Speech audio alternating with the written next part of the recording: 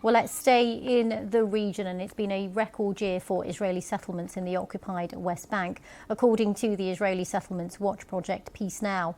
The group says that since the beginning of 2025, plans for the construction of more than 5,000 homes have been published. That's 50% more than the previous year, which also saw records broken. While the settlements are illegal under international law, there's also been a big increase in Israeli settler violence against Palestinians in the West Bank. Well, let's get more on that by speaking to Chris Doyle, the Director of the Council for Arab-British Understanding. Welcome to BBC News. Quite a big increase. I wanted to begin by getting your thoughts on that.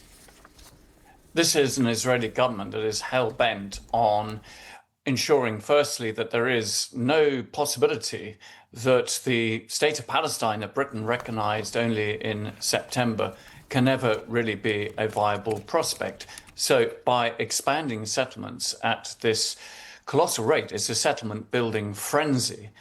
The settler movement, which this Israeli government is very much a part of with settler ministers, is trying to ensure that they take over as much of the occupied West Bank as possible, to take the land, the resources, and increasingly allied with settler violence, with the open and explicit support of the Israeli army, to push Palestinian communities, corral them into the major Palestinian cities. This is a long-term project. There's now 750,000 settlers in occupied territory. All of this is illegal under international law. All of this is considered by practically every state on the planet to be illegal, an obstacle to peace, as well as the International Criminal Court, the International Court of Justice.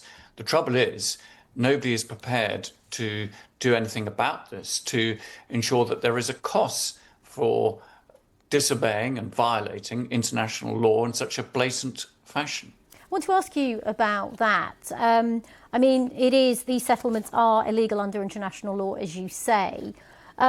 What is the international reaction, though, to this? Well, it's quite a significant expansion, isn't it? It is a massive expansion, and this isn't just the announcements this month. This has been the priority of this government ever since it came in, and indeed previous governments. We've just seen an escalation. The trouble is, what has happened so far in terms of reaction of other countries has been very small. The British government, for example, has announced a limited number of specific sanctions against some of the most violent settlers, one or two of the settler groups. But it's not going to be enough to deter the entire settlement enterprise, which is now massive.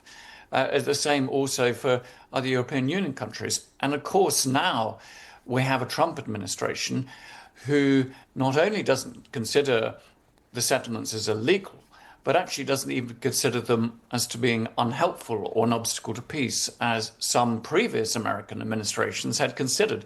So the Trump administration is not doing anything on this. And one of the issues with the Trump ceasefire plan is that it only deals with that part of the state of Palestine that is Gaza and says nothing about the future of the West Bank.